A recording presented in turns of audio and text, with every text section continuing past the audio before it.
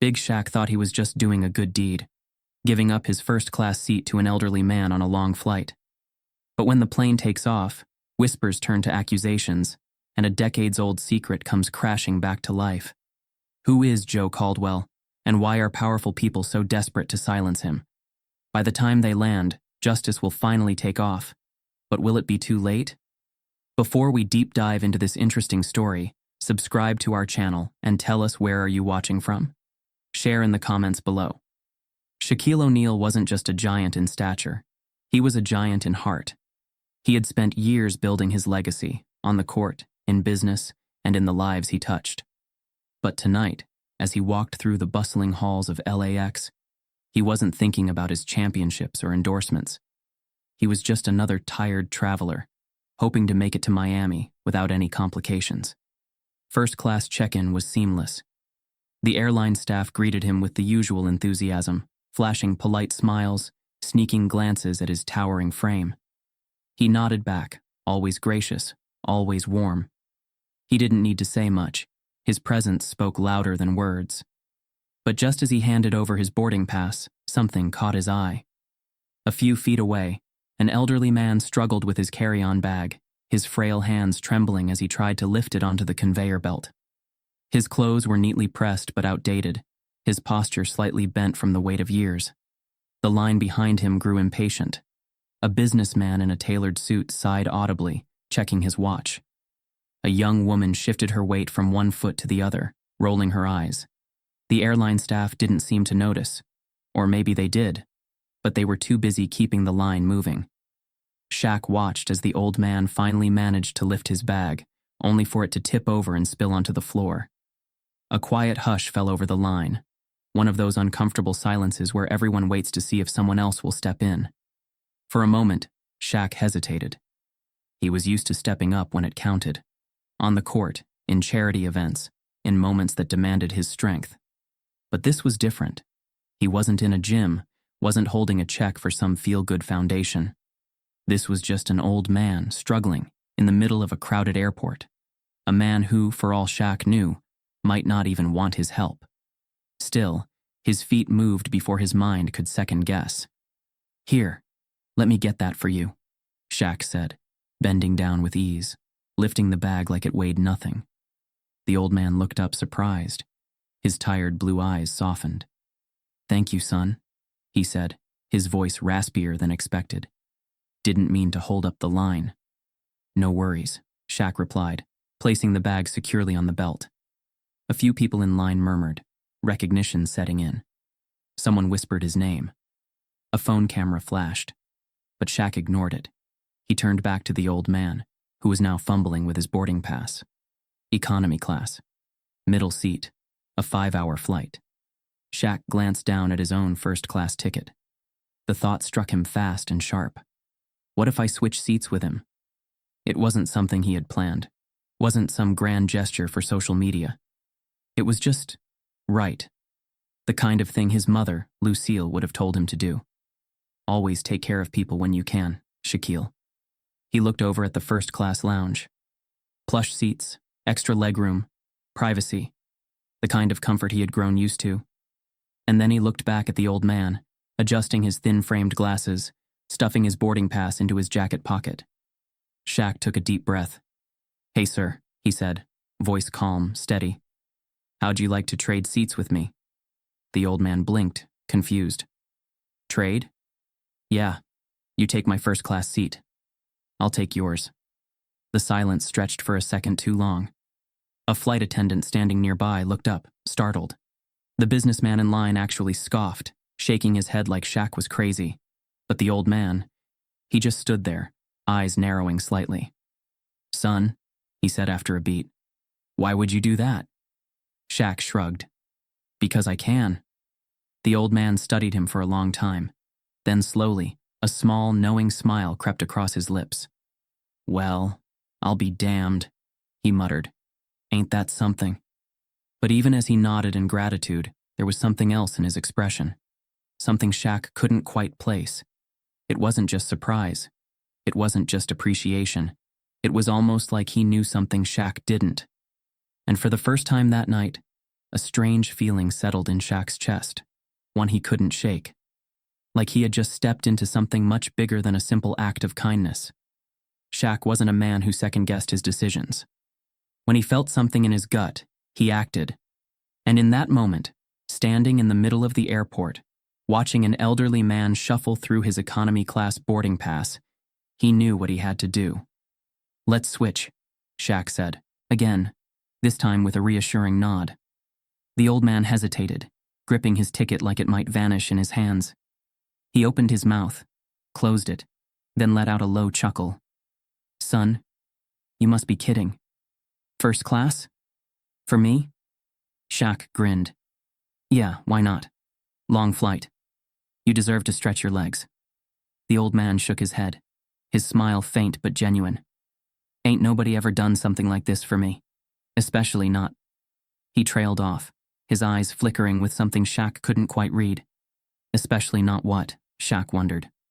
But before he could ask, a voice from behind cut through the moment. "That's crazy." A middle-aged man in a sharp navy suit scoffed, his Bluetooth earpiece blinking. "You're giving up first class? Do you know how much those seats cost?"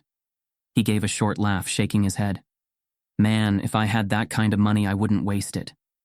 Shaq turned slightly, his easygoing demeanor intact, but his expression unreadable. "Good thing it's my money then." The businessman smirked but said nothing. Others in the line had noticed by now. A young woman with oversized headphones nudged her friend, whispering excitedly. A flight attendant behind the counter glanced up, eyes widening slightly in recognition.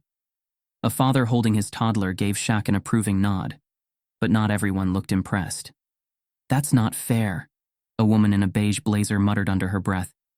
"There are plenty of other people back there who'd love an upgrade." Shaq ignored the murmurs. He wasn't doing this for attention, wasn't looking for praise. He just saw a man who needed a little comfort. That was all. The old man, however, still seemed unsure. "I don't know, son," he muttered, shifting his weight. "People already think I'm a bother. I don't want—" "Don't worry about them," Shaq interrupted gently. "Come on, let's make the switch before the flight fills up." A flight attendant finally stepped forward, eyes darting between them. She was young, professional, but there was something else in her gaze, hesitation. Sir," she said carefully, addressing Shaq. "You want to exchange seats with this gentleman?" "That's right," Shaq said, handing her his first-class ticket. "Just make the swap official." The attendant hesitated a fraction too long. It was subtle, but Shaq noticed. Why does she look nervous? Finally, she nodded, taking both tickets. "All right, I'll take care of it." Shaq glanced back at the old man. "You good?" The man gave a slow nod, his weathered fingers tightening around the upgraded boarding pass. But there was something in his eyes. Something heavy. "Yeah," he said, voice quieter now. I don't know how to thank you." Shaq waved it off. "Just enjoy the flight, man." As the old man stepped toward the priority boarding lane, Shaq grabbed his carry-on and moved toward economy. He didn't mind. He had flown coach plenty of times in his life. Still, as he settled into his seat, something didn't sit right. The way the flight attendant had hesitated. The way the businessman scoffed. The way the old man looked at him. Like Shaq had just set something into motion that couldn't be undone. The plane doors closed. The engines rumbled. The flight was ready to take off. But Shaq couldn't shake the feeling that somehow he had just changed the course of something far bigger than himself. Shaq wasn't the type to complain, but economy was tight. His knees nearly touched the seat in front of him, and the armrests felt like they had been designed for children. But he didn't mind. He had made the right call, and that was enough for him. As the plane settled into its ascent, he glanced around at the passengers near him. A teenage boy a few seats over had been staring since he sat down, eyes wide with disbelief. Finally, he mustered the courage to speak. "You're Shaquille O'Neal, right?" Shaq gave a small grin. "Nah, I just look like him." The boy laughed nervously, nudging his mom. She turned, her expression a mix of surprise and excitement. "Oh my God, it is you. What are you doing back here?" Shaq leaned back, relaxing against the headrest. "Trying something different," he said with a smirk. The kid's excitement was contagious. Soon, a few other passengers noticed him too. A man across the aisle offered a fist bump. A grandmother 2 rows ahead turned around, squinting before nodding approvingly. "You're a good man, Shaq," she said, as if she had known him forever. He chuckled, enjoying the rare chance to just be around regular people without cameras flashing in his face. But his mind drifted. He found himself glancing up toward first class. The old man was up there now. Shaq couldn't see much from where he sat, but something felt off. It wasn't anything obvious, just a gut feeling, the same kind he had before a big play. When something in the air shifted, when something was about to happen. A few rows ahead, a woman with sleek blonde hair sat stiffly in her seat, her eyes locked on first class. Her grip on her champagne glass was a little too tight. Every so often she shifted, like she wanted to turn around but was forcing herself not to. Shaq narrowed his eyes.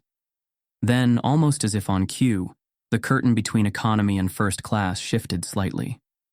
Through the gap, he caught a glimpse of the old man. And something about the way he was sitting sent a strange chill through Shaq's spine. The old man wasn't reclined in his seat, enjoying the upgrade like a normal passenger would. He wasn't drinking, wasn't watching the in-flight entertainment. He sat perfectly still, hands folded in his lap, his gaze fixed forward. His posture was too composed, like a man waiting for something. Shaq exhaled, shaking off the weird feeling. Maybe the guy was just nervous. First class could be intimidating, especially for someone who wasn't used to it. But then the blonde woman whispered something to the flight attendant passing by. The attendant nodded slightly and stepped toward first class, her movements careful, calculated. Shaq watched as she leaned in, speaking to the old man. Whatever she said was quiet, but Shaq caught the subtle way the old man's jaw clenched. He didn't answer immediately. Instead, he tilted his head slightly, like he was assessing the situation. Then, slowly, he gave a small nod. The flight attendant hesitated, then walked away, but her back was rigid, her steps quicker than before. Shaq's grip tightened around his armrest. Something wasn't right. A murmur rippled through economy as another passenger noticed the tension. A man a few seats ahead turned, his eyes darting between the old man and the blonde woman. His fingers tapped anxiously against the tray table.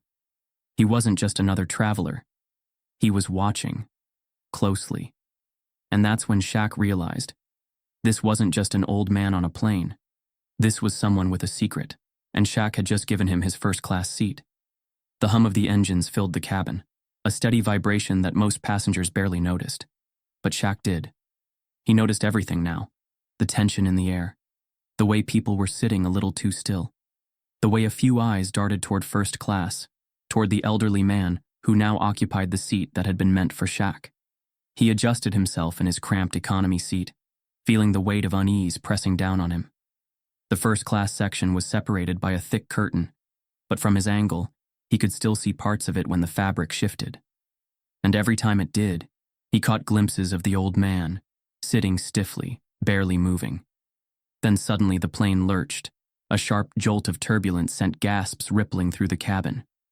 Overhead, compartments rattled, plastic cups tumbled, and a baby let out a sharp cry. Flight attendants grabbed onto seatbacks for balance. Shaq barely reacted. He had been on enough flights to know turbulence was normal. But something else happened in that moment. Something that wasn't normal. The old man leaned forward and whispered to a flight attendant. It was brief, just a few words, but it was enough to make her freeze. Shaq saw the tension in her shoulders, the flicker of fear in her eyes before she quickly nodded and walked away. Too quickly, like she was trying not to look suspicious. Shaq narrowed his eyes. That wasn't just a conversation. That was something else. He wasn't the only one who noticed. A blonde woman in first class, poised, expensive-looking, probably in her late 40s, had been watching the old man closely. She hadn't touched her champagne in a while, hadn't flipped through the in-flight magazine like the others. Her fingers drummed lightly on the armrest, her breathing steady but deliberate. She was listening. Then there was the other man, the one who had been sitting 2 rows ahead of Shaq in economy. He was in his 50s, dressed in a clean-cut suit, The kind of guy who looked like he spent his life giving orders. He, too, was watching first class. And now, after the turbulence, he made his move. Shaq saw him unbuckle his seatbelt. The man rose slowly, his posture firm, and started walking toward the first-class section. Not toward the bathroom, not toward the flight attendants, toward the old man. Shaq tensed. The moment the man reached the curtain, the blonde woman in first class reacted. She shifted, barely noticeable, angling her body just enough to keep the old man in her line of sight. It was all happening too fast. Shaq's instincts kicked in. He wasn't the type to overthink things. He had spent his whole life trusting his gut, and right now his gut was screaming at him. He needed to see what was going on. Without drawing attention to himself, Shaq unbuckled his seatbelt and stood, stretching his legs as if he was just another bored passenger needing a quick break. Then, casually, he moved toward the aisle, toward the front of the economy cabin. The man in the suit had already disappeared through the curtain. Shaq stopped just short, keeping himself out of sight but close enough to hear. The voices were low, hushed. "You should have never gotten on this flight." The man's voice was calm, but there was something cold beneath it. "I didn't have a choice," the old man replied, barely above a whisper. "You think this changes anything?" A pause. Then the old man's voice, softer now. "Maybe not, but at least I won't die a coward." Shaq felt his stomach tighten. What the hell was going on? A flicker of movement caught his eye. The blonde woman was still listening, still watching. Then, suddenly, her gaze snapped to the flight attendant from earlier, the one the old man had whispered to. The young woman was standing near the galley now, gripping a notepad, her expression unreadable. She knew something, and so did Shaq. This wasn't just an old man on a flight. This wasn't just a random seat swap. Shaq had stepped into something much bigger than himself. And now, he had to figure out what. The turbulence returned, another sudden jolt that sent more murmurs through the plane. Shaq used it as an excuse to move even closer. The curtain between first class and economy swayed slightly, and for a brief second, he caught another glimpse of the old man's hands. He was gripping something small. Shaq's pulse ticked up. A note? A weapon? Number. It was something metallic, something he was rolling between his fingers like a nervous habit. Then, suddenly, the man in the suit stepped back, his jaw clenched. Whatever had been said in that hushed conversation had rattled him. The old man didn't move. The blonde woman took a slow sip of her champagne, but her eyes stayed locked on the two men. Shaq had seen enough. He turned back to his seat, mind racing. Whatever was happening up there, it wasn't random. He needed answers, and he was going to get them. The flight continued, the tension thick in the air. Shaq noticed the way people reacted differently now. Some were relaxed, unaware of the storm brewing within this plane. Others, like the blonde woman, the man in the suit, and the flight attendant, were waiting. Shaq made up his mind. He wasn't going to sit back and do nothing. Leaning forward, he caught the flight attendant's attention as she passed by. "Excuse me," he said, his voice low but firm. "That man in first class, the one I switched seats with. Who is he?" The flight attendant stiffened. It was subtle, but Shaq noticed. I'm sorry, sir, but I don't..." Shaq shook his head. "Look, I know something's going on. You don't have to tell me everything. Just tell me if I made a mistake." For a second, she didn't respond. Then, in a voice barely above a whisper, she said, "He wasn't supposed to be here." Shaq's chest tightened. Before he could ask more, the PA system crackled. "Ladies and gentlemen, this is your captain speaking. We're approaching some unexpected weather. Please remain in your seats with your seatbelts fastened." Another jolt of turbulence rocked the plane, sharper this time. The overhead lights flickered. Shaq's grip on his armrest tightened. He glanced toward the first-class section again. The old man wasn't looking at anyone anymore. He was staring straight ahead, his fingers still rolling that metallic object between them. And for the first time since the flight took off, Shaq felt something he hadn't in a long time. A deep, unsettling feeling in his gut. Like he had just stepped into a game where he didn't know the rules. And now, there was no turning back. The cabin had settled into an uneasy quiet, but the tension lingered like an unspoken secret. Passengers shifted in their seats, conversations grew hushed, and the occasional glance toward first class carried something heavier than curiosity. Shaq could feel it, the same way he felt the energy shift in a game before things got heated. The turbulence had subsided, but something else was building. Something unseen, something just as unstable. Then it happened. A voice cut through the quiet, sharp, accusing. "You shouldn't be here." Shaq turned his head sharply. The man in the suit, the one who had been watching everything, was standing now, his gaze locked onto the elderly man in first class. His voice wasn't loud, but it carried enough weight to silence nearby conversations. The old man didn't react immediately. He sat still, gripping the metallic object between his fingers. "What are you talking about?" The voice came from across the aisle, another passenger, a woman in her 60s, frowning at the suited man. The man ignored her. He took a step forward. "I know who you are," he said, his eyes narrowing at the old man. "And I know what you've done." A ripple of whispers spread through the cabin. Passengers in both first class and economy leaned in, eyes darting between the two men. Shaq straightened in his seat, his instincts on high alert. The old man finally spoke, his voice calm but tired. "You've got the wrong person." "No," the man shot back. "I don't."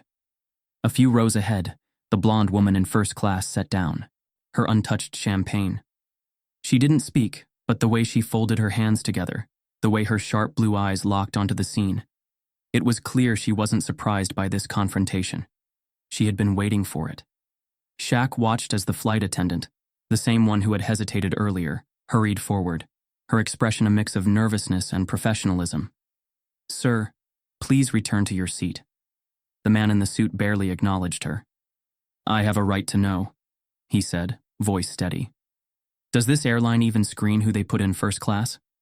A murmur ran through the passengers. Someone 2 rows back whispered, "What's going on?" The flight attendant tried again, her voice firmer. "Sir, if you don't sit down, we'll have to—" "I said," the man interrupted. "He's not who he says he is." And then, he pulled something out of his jacket pocket. A folded piece of paper. Shaq leaned forward, watching as the man unfolded it and held it up for the nearest passengers to see. The edges were creased as if it had been handled too many times. The text was too small for Shaq to read from his seat, but the bolded headline at the top sent a shiver down his spine. It was a wanted notice. Gasps erupted around the cabin. A woman clasped her hand over her mouth. The man in the suit turned it toward the old man, shaking his head. "This you?" The elderly man finally looked up, his pale blue eyes unreadable. For a long moment he said nothing. Then softly, "I guess that depends on who's asking." The murmurs turned into full-blown chatter. Passengers twisted in their seats, some standing slightly to get a better look. The blonde woman in first class tensed but didn't speak. Shaq exhaled slowly. This was spiraling. Fast. And he knew that if he didn't step in, things were going to get worse. Without hesitation, he stood. The moment he did, the energy in the cabin shifted. Conversations paused. Eyes turned toward him. His presence, as always, carried weight. But it wasn't just because of his size or his fame. It was because Shaquille O'Neal had never been the kind of man to stand by and let chaos unfold. He moved down the aisle, stepping toward the first-class section. The flight attendant didn't stop him. The passengers didn't protest. Even the man in the suit hesitated as Shaq reached them. Shaq's voice was low, calm but firm. "Why don't we all take a breath?" The man in the suit blinked, clearly startled by Shaq's involvement. "You don't understand. This man—" "I get it," Shaq said smoothly. "But last I checked, none of us are in charge here." He gestured toward the flight attendant. "Let's give them a chance to handle it the right way." The flight attendant nodded quickly, seizing the moment. "Yes, sir, please. Return to your seat. Now." The man exhaled sharply, but after a pause, shoved the paper back into his pocket and stepped back. He wasn't happy, but he knew better than to argue with both the airline crew and Shaq. Shaq turned to the elderly man. The entire plane was waiting, watching. "Anything you want to say?" Shaq asked, his voice quieter now. For the first time, the old man looked tired. Not scared, not defensive, just tired. I didn't lie, he murmured. I never said I was someone else. Shaq studied him. But you didn't tell the whole truth either. The old man gave a small, knowing smile. Number I didn't. Another murmur rippled through the plane. Shaq could feel the weight of the stares, the silent pressure of 100 strangers demanding answers. Finally, the blonde woman in first class spoke for the first time. It's him, she said. Shaq turned to her. You know who he is? She nodded, her face unreadable. I was an investigative journalist. I covered his case, a long time ago. Shaq frowned. What case? She exhaled, glancing at the elderly man. He was accused of something big, something that made headlines. But the case was never fully solved. Shaq looked back at the old man, his expression unreadable. And? The old man smiled faintly. And now you're wondering if you gave your first-class seat to a criminal. Shaq didn't answer right away. He just looked at him, at the deep lines in his face, at the way his hands rested, calmly now, against his lap. Did you do it? Shaq asked. The elderly man held his gaze. Then, quietly, no. A long silence followed. Shaq exhaled, then turned back toward the rest of the plane. All right, he said, his voice carrying weight. Then until somebody proves otherwise, let's all sit down and finish this flight. For a moment, no one moved. Then slowly the tension began to break. The man in the suit, still reluctant, returned to his seat. The blonde woman remained watchful, but she leaned back. Passengers murmured but turned back to their own lives. The flight attendant, relieved, hurried to alert the pilot of the situation. And Shaq? He stood there for just a second longer, looking at the old man, knowing deep down, this wasn't over. Not even close. The plane had returned to a cautious silence, but the air inside was thick with unspoken questions. Passengers murmured among themselves, stealing glances at the elderly man in first class. Some whispered about the wanted notice. Others debated whether he was a criminal or just an unfortunate soul caught in a storm bigger than himself. Shaq, still standing near the first-class section, let out a slow breath. His instinct told him that there was more to this story, something deeper than a headline or an accusation. The elderly man, still seated, met Shaq's gaze. You want to know the truth? He asked softly. Shaq folded his arms. I think everyone on this plane does. The old man chuckled, shaking his head. Truth ain't always simple, son. But all right, since I probably won't get another chance to tell it. He exhaled, his fingers curling around the metallic object in his hand. The cabin noise faded into the background as he spoke. And just like that, time slipped backward. The sun hung low, casting an orange haze over the quiet neighborhood of Pine Street. Back then, Montgomery was still a city divided, where invisible lines separated lives and justice bent in favor of the powerful. A young man, no older than 20, walked briskly along the cracked pavement. His name was Joseph Joe Caldwell, and he had dreams too big for the world he was born into. Joe was smart. Too smart, some would say, for a black kid growing up in the Deep South. His mother always told him to keep his head down, to not stir trouble. But Joe had fire in his veins. He had been one of the first in his family to attend college, studying law in a time when men like him weren't expected to succeed. But dreams had a way of turning into nightmares. It happened on a warm summer night. A white businessman, Richard Langley, was found dead outside a bar downtown. A robbery gone wrong, they said. The police needed someone to blame. And Joe? Joe was in the wrong place at the wrong time. Shaq listened, his expression unreadable. He knew where this was going. He had seen it too many times in history, in the lives of those who came before him. They picked me up 2 days later, Joe continued, his voice steady. Didn't matter that I was at home that night. Didn't matter that I had people who could swear on their lives I wasn't there. Shaq's jaw tightened. They pinned it on you. Joe nodded. I was a convenient scapegoat. A young black man, smart enough to make the wrong people nervous. The trial was a joke. Took the jury all of 20 minutes to decide my fate. Shaq exhaled. You were convicted? Sentenced to life. Joe's fingers trembled slightly around the small metallic object in his hands. But I never made it to prison. Shaq raised an eyebrow. Joe gave a small smile. Had some help. A few people who believed in me. A riot broke out during my transfer, and in the chaos, I ran. I've been running ever since. Shaq glanced toward the other passengers. The man in the suit was still glaring from his seat. The blonde journalist hadn't taken her eyes off them. You ever try to clear your name? Shaq asked. Joe sighed. Spent years gathering proof. But you think the system wanted to hear it? They buried the case. Evidence went missing. Witnesses disappeared. By the time anyone started listening, I was already a ghost. Shaq rubbed his chin, processing everything. So why now? Why get on this flight if you knew people were still looking for you? Joe's expression darkened. Because the truth finally came out. He uncurled his fingers, revealing the metallic object in his hand.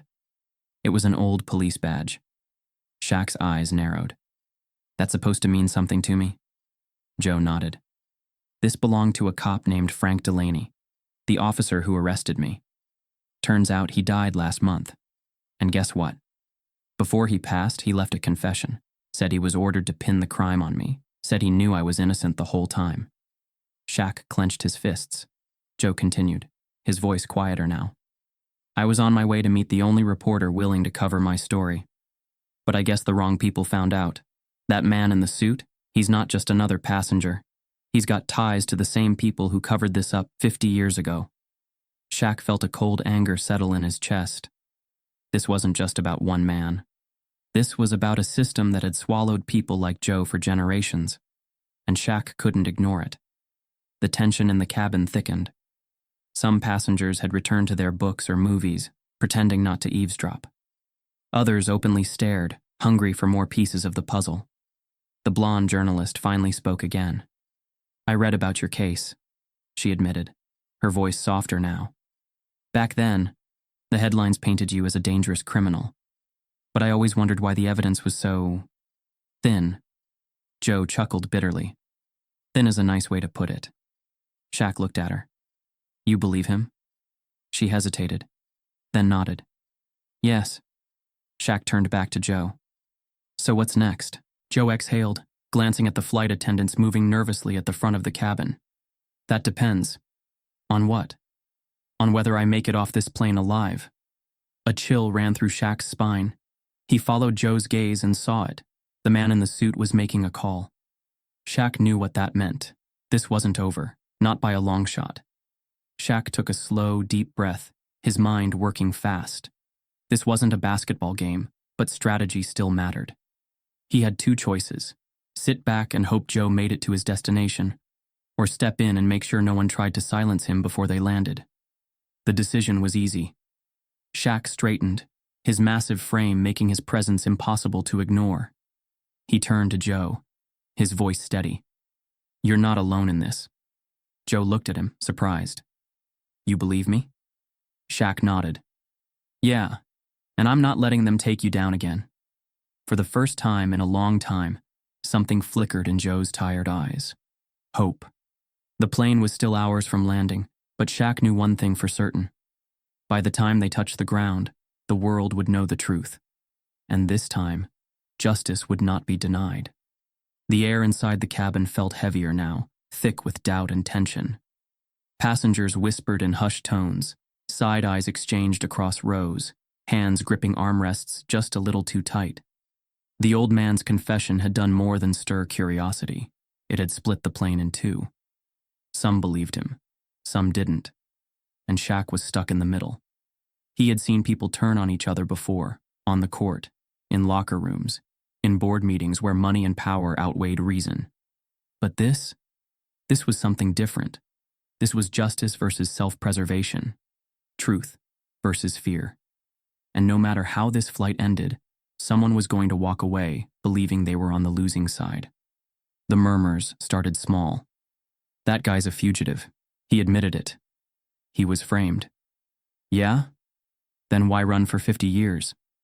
Because people like you never believed the truth. The voices grew louder, opinions turning into accusations. A man 2 rows behind Shaq, middle-aged beer belly wearing a Dallas Cowboys hoodie, leaned into the aisle. I don't care what his sob story is. You break the law, you pay the price. A woman near the window scoffed. He didn't break the law broke him. Another voice cut in. Then let a court decide, not some basketball player. Shaq exhaled slowly, rubbing his jaw. He had been called a lot of things in his life: athlete, businessman, leader. But right now he wasn't any of those things.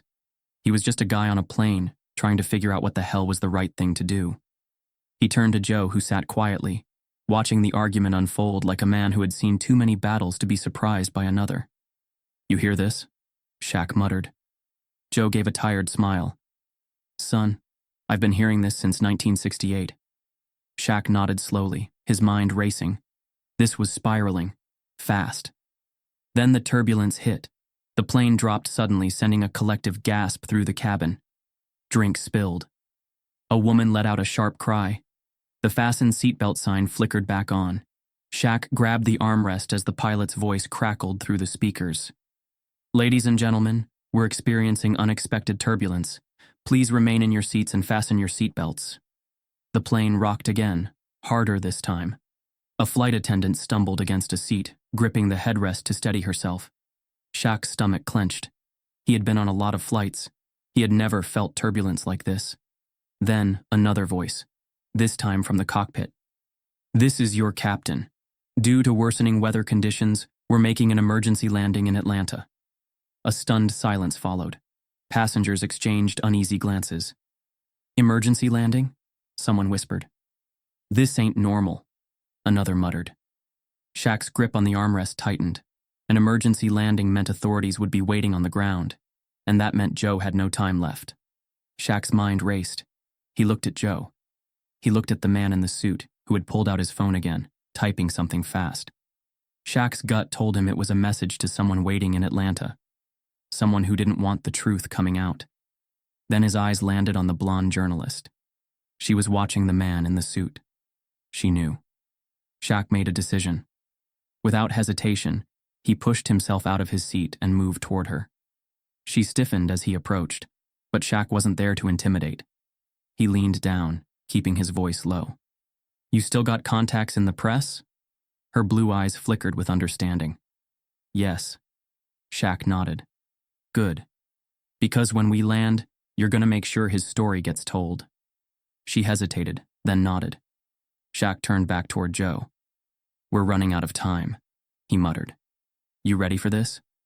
Joe exhaled. Been ready for 50 years. And as the plane began its descent, Shaq knew, one way or another, this fight was about to end. The plane touched down in Atlanta with a sharp jolt, the tires screeching against the runway as the cabin swayed.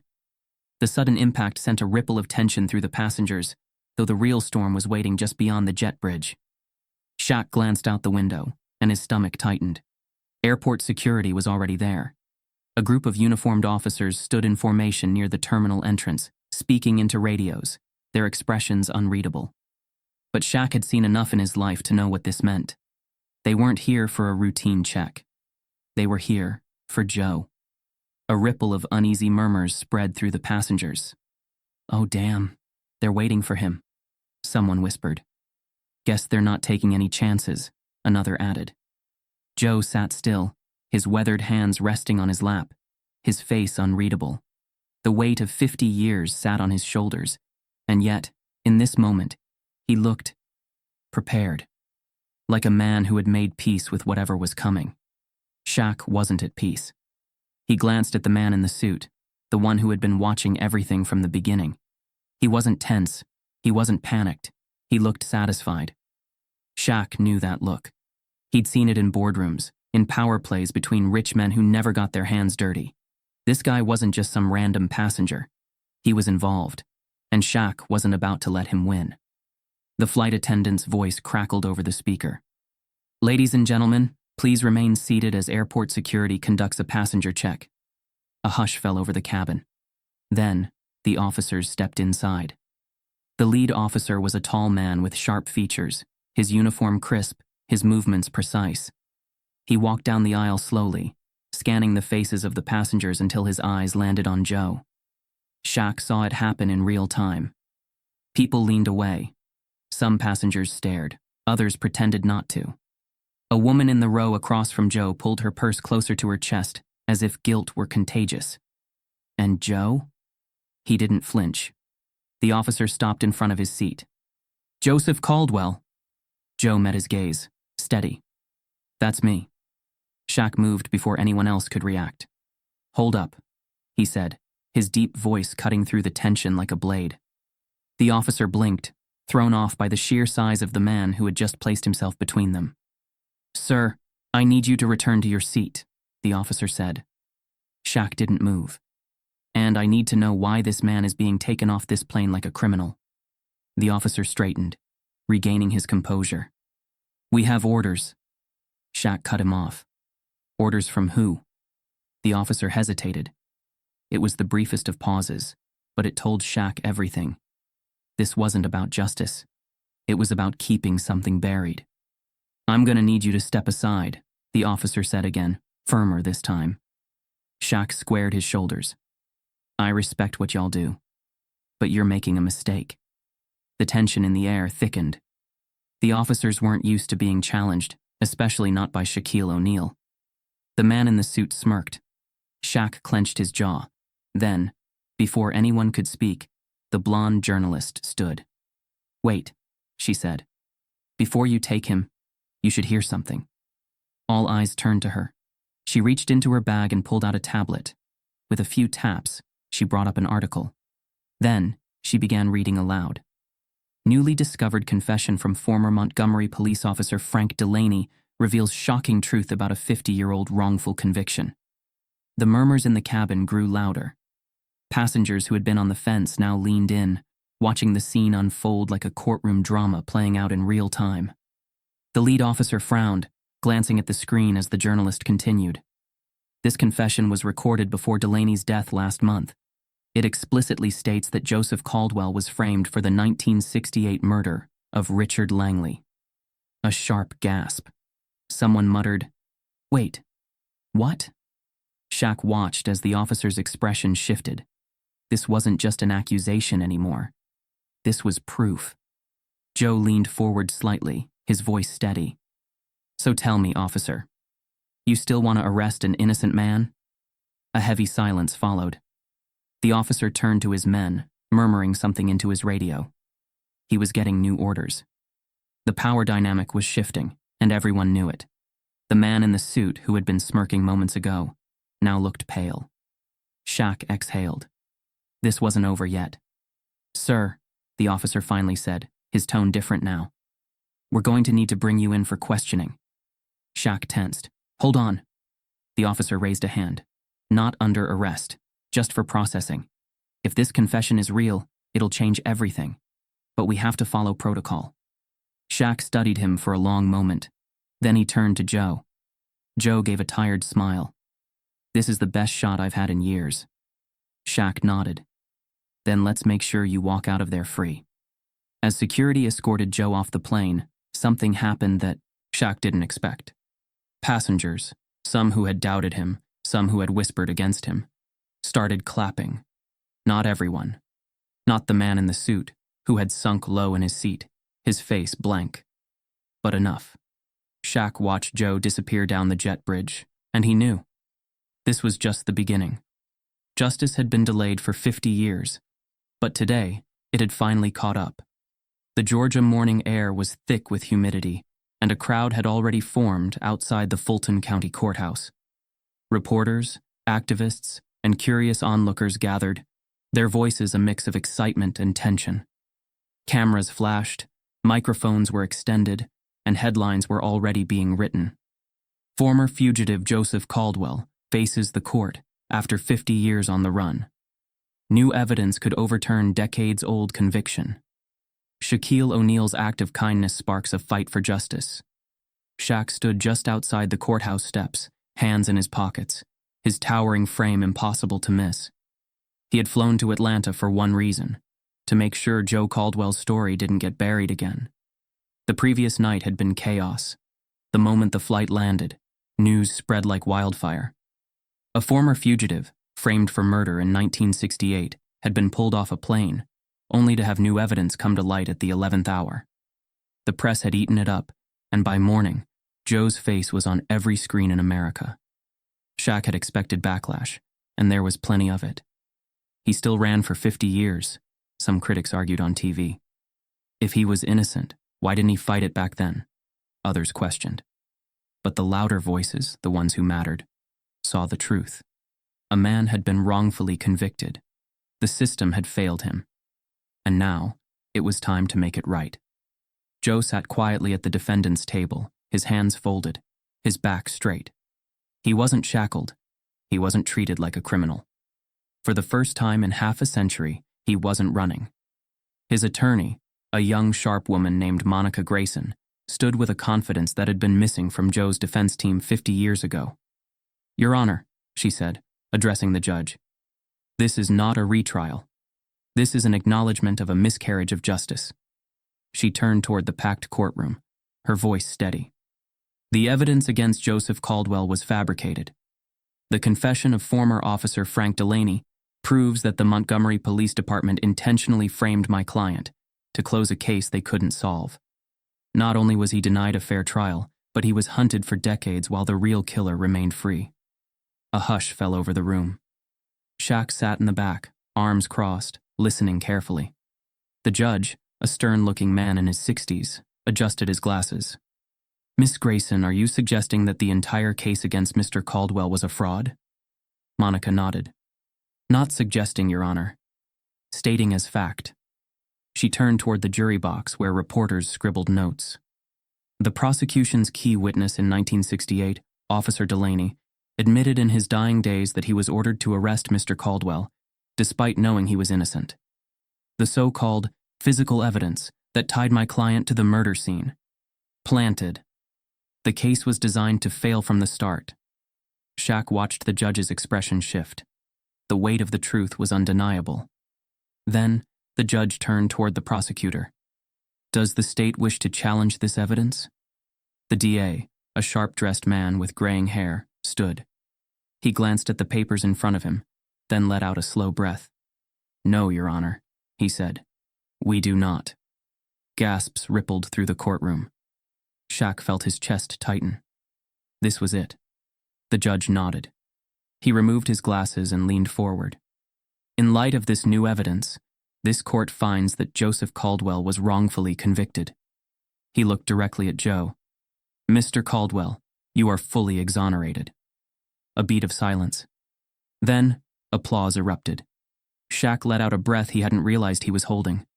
Joe, for the first time, allowed himself to smile. The moment Joe stepped outside, a wave of reporters surged forward, cameras flashing, microphones extending. "Mr. Caldwell, how does it feel to be a free man? What do you plan to do now?" Joe held up a hand, silencing the crowd. His voice was calm, steady. "I lost 50 years of my life. I can't get that back. But today, I start over." Shaq watched from a few steps away, letting the moment belong to Joe. But then Joe turned, eyes locking onto him. "And I wouldn't be here if it weren't for that man." The cameras whipped toward Shaq. Shaq sighed, rubbing his head. He hated attention like this. But he also knew when to step up. He cleared his throat, speaking only when it mattered. "All I did was give up a seat," he said simply. "He's the one who never gave up." The story exploded. Within hours, every major network was covering the man who spent 50 years on the run and the basketball legend who helped clear his name. Headlines were everywhere. Shaq's act of kindness leads to historic exoneration. Wrongfully convicted man finds justice half a century later. Could there be more Joe Caldwells? A look at unsolved cases of racial injustice. People debated it. They fought about it. But no one could ignore it. Joe became a national figure overnight. Activists rallied around him, calling for reforms in old criminal cases. Universities invited him to speak. The Montgomery Police Department issued a public apology, acknowledging their role in his wrongful conviction. And Shaq? Shaq did what he always did. He quietly walked away. Shaq sat on the back patio of his Atlanta home, sipping coffee as the morning sun stretched across the sky. His phone buzzed. Unknown number. He almost ignored it, but something told him to pick up. He answered. "Yeah?" a familiar voice warm with gratitude. Shaq. It was Joe. Shaq smiled. You got my number? Joe chuckled. Man, you famous. Wasn't hard. A pause. Then, I just wanted to say, thank you. Shaq leaned back, watching the sky. You don't gotta thank me, man. Nah, Joe said. I do. You could have ignored me on that plane. Could have just stayed in first class and never thought twice about it, but you didn't. Shaq exhaled. He thought about his mother, Lucille, and the lessons she drilled into him as a kid. Always take care of people when you can, Shaquille. Just did what was right, Shaq said simply. Joe chuckled again. Wish more people thought like that. A beat of silence. Then Joe added, voice softer now. I lost a lot of time. But I still got some left. And I ain't wasting it. Shaq nodded. Then don't. Another pause. You ever need anything, Shaq said. You got my number now. Joe didn't say anything right away. But Shaq could hear the emotion in his breath. Same goes for you, big man.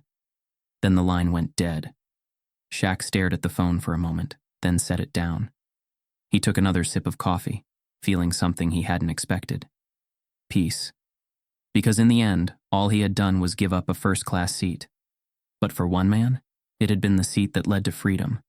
And that was worth more than any game-winning shot. Some stories change lives. Some reveal truths. And some remind us that even the smallest choices can rewrite history. What would you have done in Shaq's place? Dive into more untold stories, challenge what you think you know, and keep the conversation going. Because the next twist might be closer than you think.